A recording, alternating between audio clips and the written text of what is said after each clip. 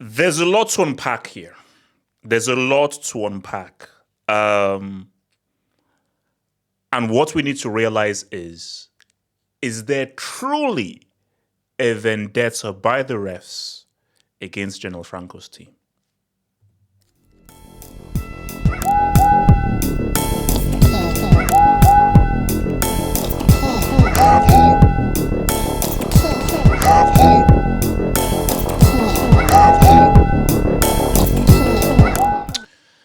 So, on the eve of the Copa del Rey final, Copa del Rey Mysterio final, it's good, course, we have drama, a lot of drama. So this is where things all started off right now. So, this was from Real Madrid TV. So, a club video from Real Madrid TV pointed out the win percentages of Barca and Real when the Spaniard, who we will talk about, Del Burgos, has taken charge of their games. The fact he has never refereed in the Champions League or FIFA tournaments and supposed mistakes the 39-year-old has made. So once that happened, there's a press conference that happens with the managers, the players, but specifically with the refereeing team before the Copa del Rey final. And obviously, like normally, we don't really care what the referees say. But based off of that video being released and just the high-profile nature and what's at stake for Saturday's game, they obviously had to ask the referee what he thought about that video. So what the referee says. So I made this. So let me read this out. So Ricardo de Borjos, when a son of yours goes to school and they tell him his father is a thief and he comes from crime, it's very messed up. What I do is to educate my son to tell him that his father is honest. It's very messed up. I don't recommend it to anyone. The day I leave here, I want my son to be proud of what his father was and what refereeing is, which has given us many values. There is no right with what many colleagues are going through, not only in pressure football, but also in grassroots soccer. That everyone makes a reflection on where we want to go, what you want from sport and soccer. Now, what this doesn't show you is the fact that he was in tears and he was crying. As you can maybe see in the thumbnail, he was crying, it was in tears. And I think Real Madrid have said, based on his comments, he should be removed. Now, I'm going to tell you why he should be removed.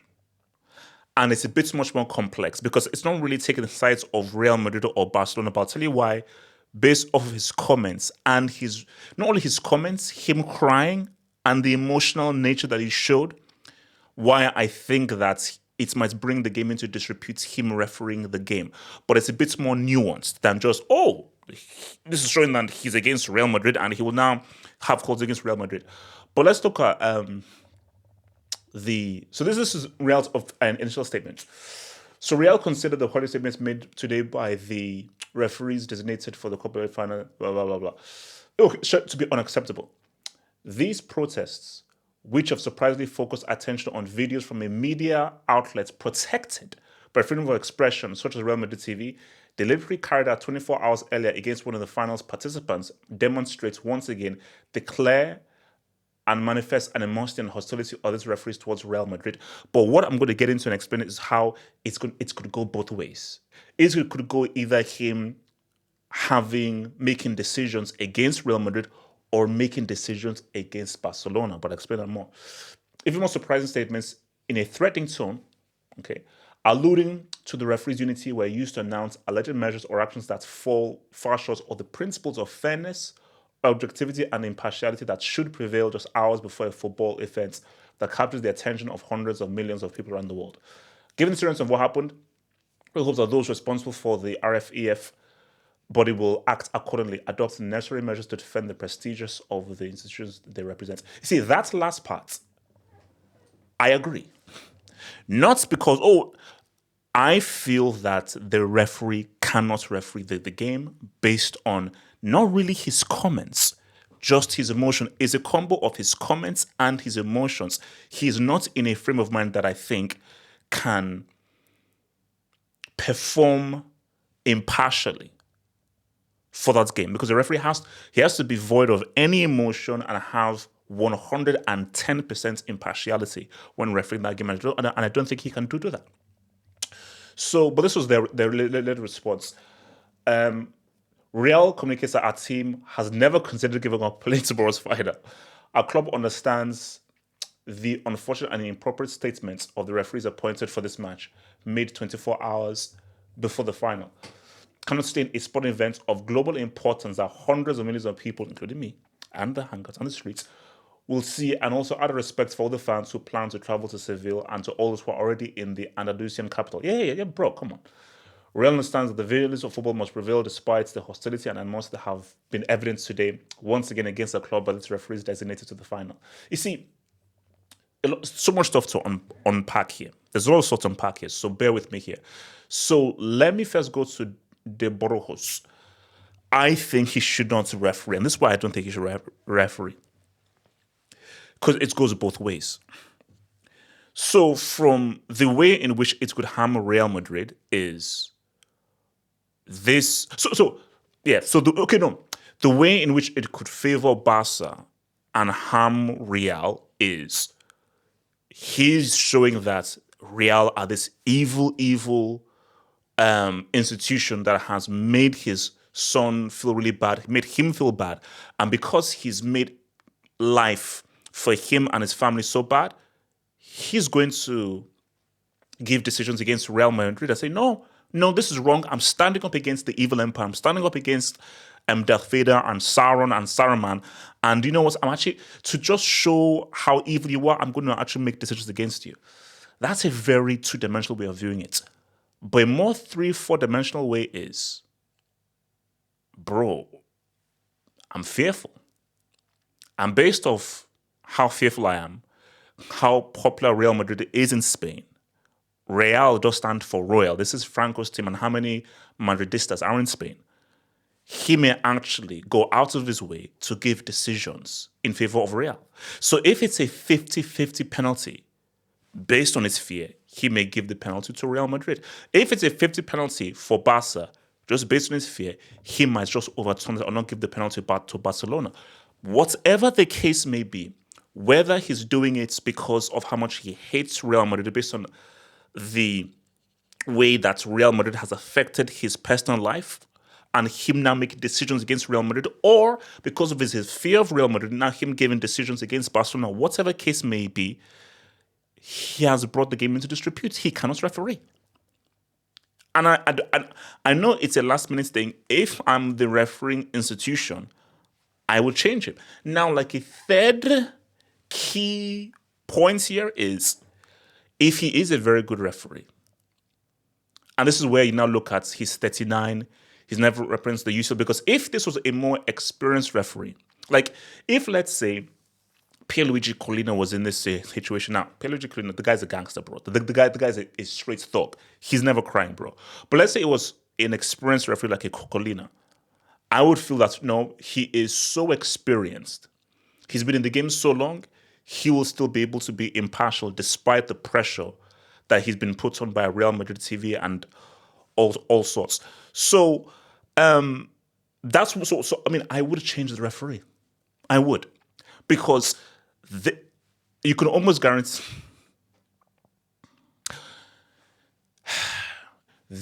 could this be a game where it's really close and one key decision pretty much decides the game of it being like a 2-1 or a 3-2?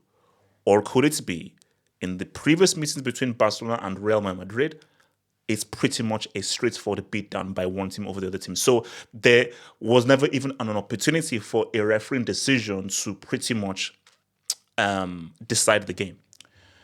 So my thing here is, so that's why I think he should change it. Now, I think what is very key for Florentino Perez is Real would have looked really, really bad. They'd have looked really bad if they had cancelled. If they had boycotted, it would look really, really bad. Because it doesn't matter whether the referee is crying, whatever he's saying, you've got to play. Because you don't have enough evidence, hard evidence, that the referee isn't fit to do his job. So I don't care about the mistakes he's made. He's never done in the Champions League. You don't have enough core hard evidence to prove that this referee is on the take. This referee has been hired by Luciano the Gotomoji, and he is out there to screw over Real Madrid. And with regards to the whole refereeing, the decision stuff is, and this is what people have said, if you want to have a real discussion, you can look at calls that have gone against Real and calls that have gone against Barcelona. You could look at calls that have gone in favor of Real and calls that have gone in favor of Barcelona. There is a reason why it's called Madrid and then why it's called Barcelona. So there's not enough evidence or data to say the referees have screwed over Real Madrid. Because if Real end up trophyless this season, unless you're a psychopath, you're a loser, or you're a moron, nobody in their right minds would say the reason why Real were trophyless was the referee screwed us over. No, if Real go trophyless, it's because the team has been bad. They've had lack of chemistry and they've not deserved to win a trophy. It has had nothing to do with the referees. It has had to do with whether it's Ancelotti's coaching, Mbappe not living up to expectation, and the man we see on our screen, Florentino Perez, not bringing in a striker, not having a Toni Kroos replacement, and not having defensive cover, specifically in the winter window. Those are the reasons. So rather than Perez focusing on, oh, the referees are screwing over, if you addressed the footballing concerns that you had, your footballing quality would have easily won the day. Over those games that you feel the referees have now sort of duped you over. So look, my thing is, shout out to Real Madrid TV as well. Look, Real Madrid TV is free to say whatever the heck they want, because it is not a crime what they did. It is a institution that's main job is to protect its club. And if it feels like if an institution is going against its club, it is feel to say, oh, you're going against our club, 100%. Now, was the referee right or wrong to say what he said?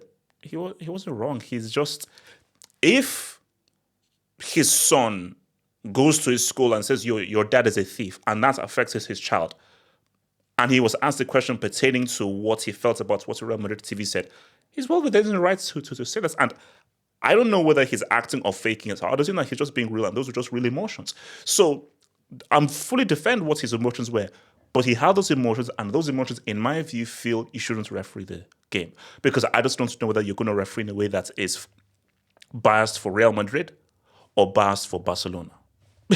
That is my take there. And look, my thing, guys, this is going to pop up. Guys, we're going to be here, guys. I'll be on Twitch. Live stream on Twitch, and obviously our football hangouts will be fully focused on Barca and Real Madrid. Look, this, it was already going to be a big game because there's so many narratives riding. There's the narrative of Real go trophyless. There's the narrative of Barca trying to face and win a treble. There's the narrative of if they win this, what does this mean for the league title? There's the narrative of if Real Madrid win this, they're stabbed, they're treble, and what does it mean for the running of the league? Because there's another El Clasico. There is so much riding on this. Camavinga is out for the season. Alaba is out. How is Carlo going to react to that? So there's a lot going on this. And the smart money is on Barcelona. The smart money is on a team who've bent over Real Madrid and done them over with no lube. That's the smart money. But it's a final. It's a one-off game. And Real Madrid would want nothing more than to be, we were the team that stopped these guys from winning a treble.